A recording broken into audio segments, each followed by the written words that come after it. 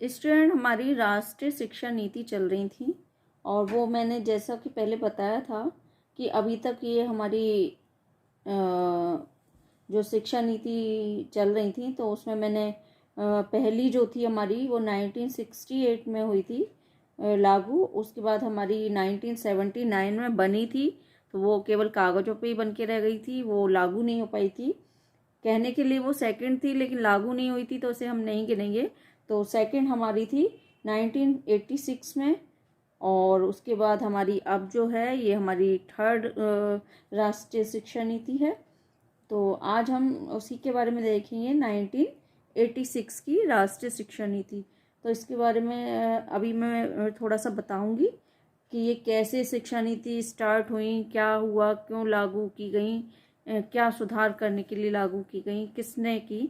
तो ये मैं थोड़ा सा बताऊंगी, उसके बाद हम इसमें देखेंगे कि इसमें है क्या। राष्ट्रीय शिक्षा नीति ये क्यों बनी थी, क्यों लागू हुई थी। जब देश हमारा स्वतंत्र हुआ था, 15 अगस्त 1947 को स्वतंत्र हुआ था हमारा देश, तो उसके बाद क्या हुआ, एक तरह से बहुत ज़्यादा ही मतलब शिक्षा ने एक तरह से करवट बदली, या कह सकते कि शिक्षा का जो था स्तर बहुत गिर गया था एक तरह से।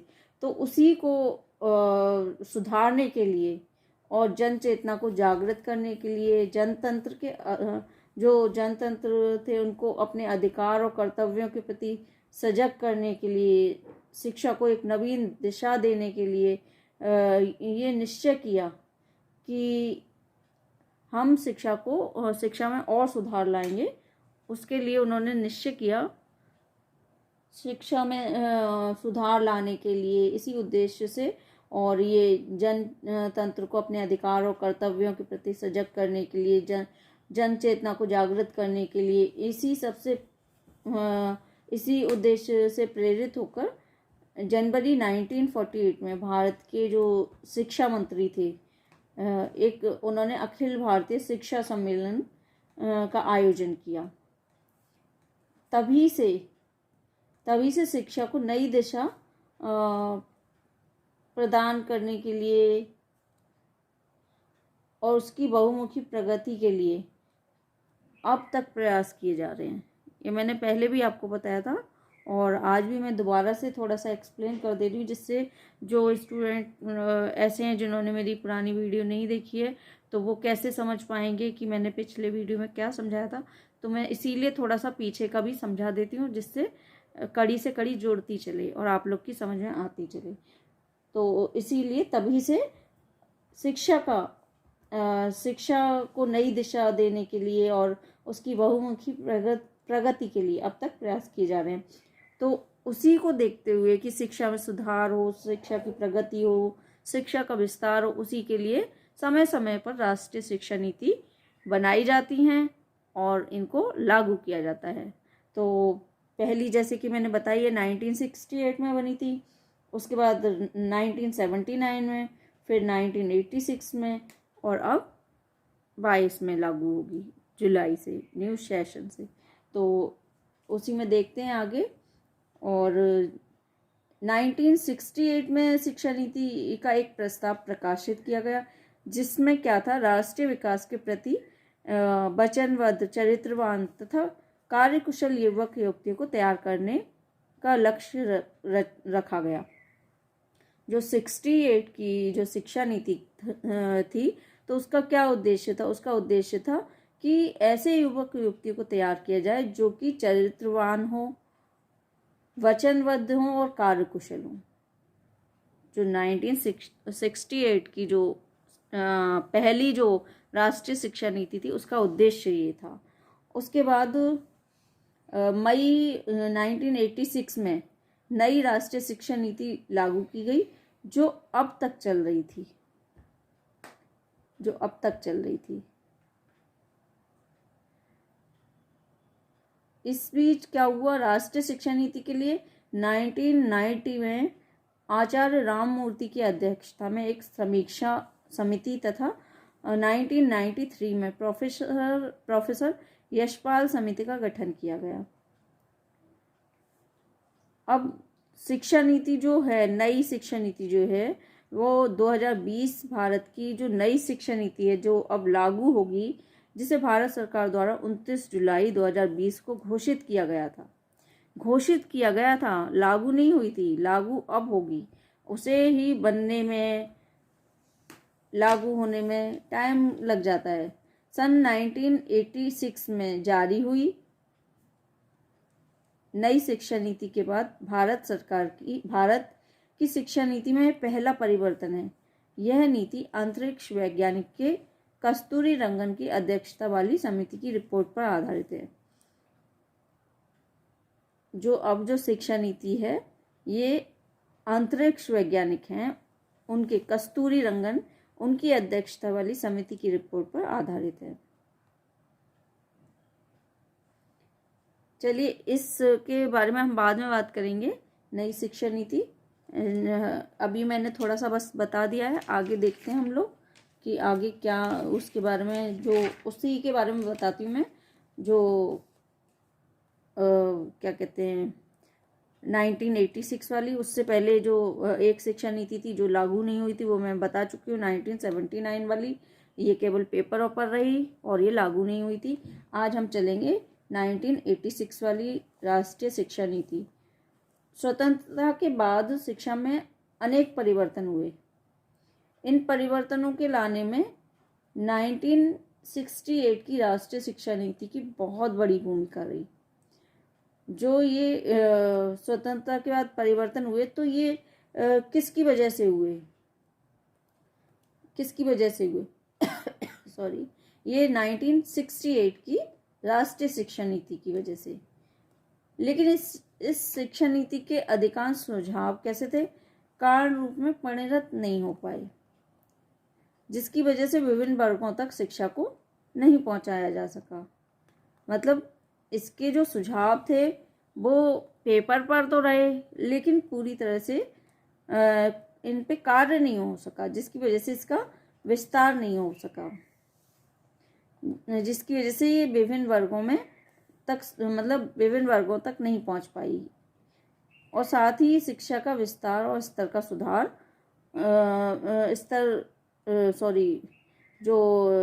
शिक्षा का विस्तार और स्तर का सुधार आवश्यकता के अनुसार नहीं हो पाया। जितनी आवश्यकता थी उस तरह से इसमें सुधार नहीं हो पाया। जैसे सोच के ये शिक्षा नीति बनाई थी तो वही सुधार नहीं हो पाया जैसा सोचा था।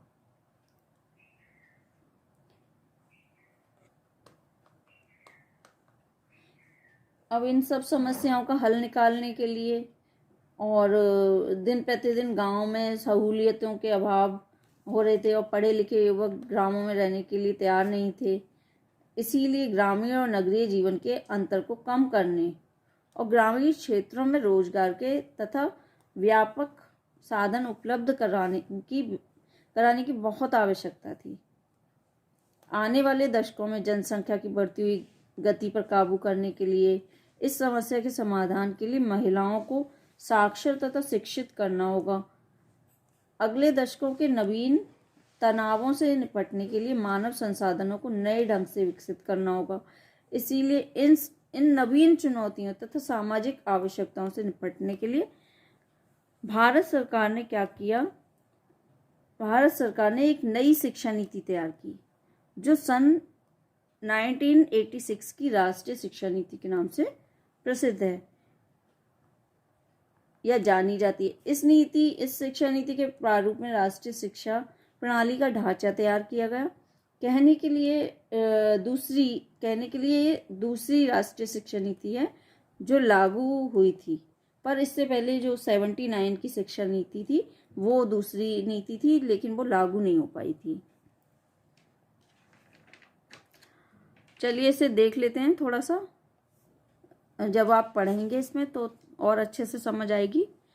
ये इसके बारे में दिया हुआ है, ये मैंने आपको बता ही दिया है। हम देखते हैं इसमें राष्ट्रीय शिक्षा प्रणाली।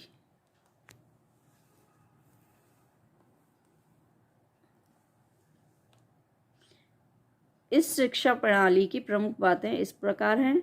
राष्ट्रीय शिक्षा प्रणाली का मूल मंत्र यह है कि एक निश्चित स्तर तक प्रत्येक विद्यार्थी को बिना किसी बिना किसी जाति पात, धर्म, स्थान या लिंग भेद के लगभग एक जैसी शिक्षा उपलब्ध हो। देखिए, ये शिक्षा नीति कुछ ज़्यादा ही लंबी है, तो इसे हम पूरा एक दिन में नहीं करा पाएंगे, तो इसीलिए पॉइंट हम एक एक पॉइंट क्लियर करते जाएंगे। पॉइंट नहीं, टॉपिक, एक एक टॉपिक हम इसका क्लियर करते जाएंगे, क्योंकि ये भी बहुत लंबा ही टॉपिक है एक तरह से। उक्त लक्ष्य को प्राप्त करने के लिए सरकार उपयुक्त रूप से वित्त पोषित कार्यक्रमों को प्रारंभ करेगी। सन 1968 की नीति में अनुशासित सामान्य स्कूली प्रणाली को क्रियान्वित करने की दिशा में प्रभावी कदम उठाए जाएंगे। राष्ट्रीय शिक्षा प्रणाली के अंतर्गत संपूर्ण देश के 10+2+3 की संरचना को स्वीकार किया गया है। इस ढांचे के पहले 10 वर्षों के संबंध में यह प्रयास किया जाएगा कि उसका विभाजन इस प्रकार हो। प्रारंभिक शिक्षा में 5 वर्ष का प्राथमिक स्तर तथा 3 वर्ष का उच्च प्राथमिक स्तर तथा उसके बाद 2 वर्ष का हाई स्कूल।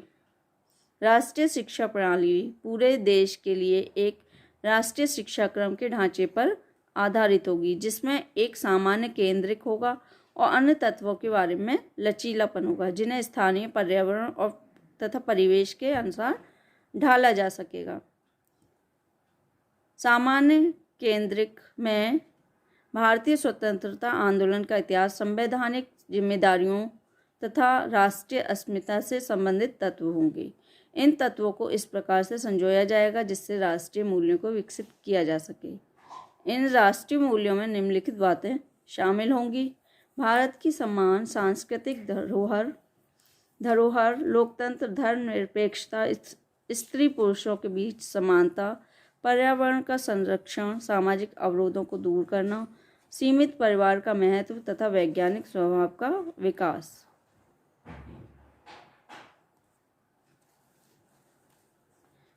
नवीन शिक्षा प्रणाली आने वाली संतति में विश्वव्यापी दृष्टिकोण को सुदृढ़ बनाने, साथ ही अंतर्राष्ट्रीय राष्ट्रीय सहयोग और शांतिपूर्ण सह अस्तित्व की भावना का विकास करें।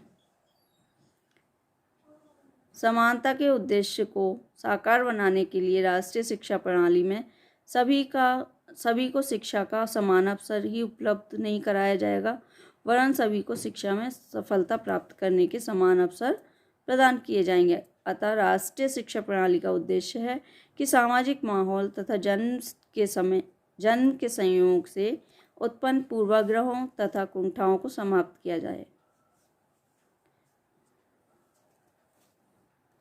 प्रत्येक चरण में दी जाने वाली शिक्षा का न्यूनतम स्तर निर्धारित किया जाएगा। ऐसे उपाय भी किए जाएंगे कि विद्यार्थी देश के विभिन्न भागों की संस्कृति, परंपराओं तथा सामाजिक व्यवस्था को समझ सकें। युवा वर्ग को अपनी कल्पना और सूझबूझ के अनुसार देश की महिमा तथा गरिमा पहचानने के लिए प्रोत्साहित किया जाएगा। देश में संपर्क भाषा को बढ़ावा देने के लिए प्रयास किया जाएगा।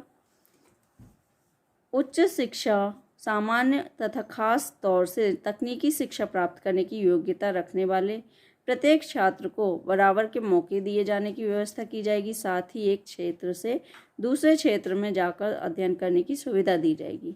विद्यालयों तथा उच्च शिक्षा की अन्य संस्थाओं में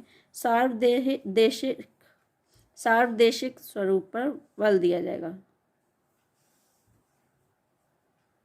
शोध, विकास तथा विज्ञान एवं तकनीकी शिक्षा के विषयों में देश की विभिन्न संस्थाओं के बीच व्यापक तानाबाना स्थापित करने के लिए विशेष व्यवस्था की जाएगी, जिससे वे अपने अपने साधन सम्मिलित कर राष्ट्रीय महत्व की परियोजना में भाग ले सकें। आजीवन शिक्षा शैक्षिक प्रक्रिया का मूलभूत लक्ष्य है और सार्वजनिक साक्षरता उसका अभिन्न अंग। युवा वर्ग गृहिणियों, किसानों, मजदूरों, व्यापारियों आदि को अपनी पसंद व सुविधा के अनुसार अपनी शिक्षा जारी रखने के अवसर प्रदान किए जाएंगे। इसीलिए भविष्य में खुली शिक्षा तथा दूरस्थ शिक्षण राष्ट्रीय शिक्षा प्रणाली के महत्वपूर्ण अंग होंगे। जैसा कि मैंने बताया इसमें बहुत सारे पॉइंट हैं, तो हम डेली एक पॉइंट ही कराएंगे और पूरा एक बार में नहीं हो पाएगा। तो इसीलिए आज का हमारा ये पहला पॉइंट था जो राष्ट्रीय शिक्षा प्रणाली, ये हमारा कंप्लीट हो गया है। कल हमारा सेकंड पॉइंट चलेगा समानता के लिए शिक्षा। डेली एक पॉइंट करा पाएंगे तभी होगा, पूरा तो एक बार में नहीं हो पाएगा। तो कोई भी दिक्कत हो आप लोग पूछ लीजिएगा। मुझे नहीं पता मेरा कैमरा कब बंद हो गया और एकदम से मैंने देखा कि कैमरा बंद है मेरा, तो पता नहीं क्या रिकॉर्ड हुआ क्या नहीं हुआ। कोई दिक्कत नहीं है। जो लोग नए हैं चैनल को सब्सक्राइब कर दीजिए, लाइक शेयर कमेंट करते रहिए।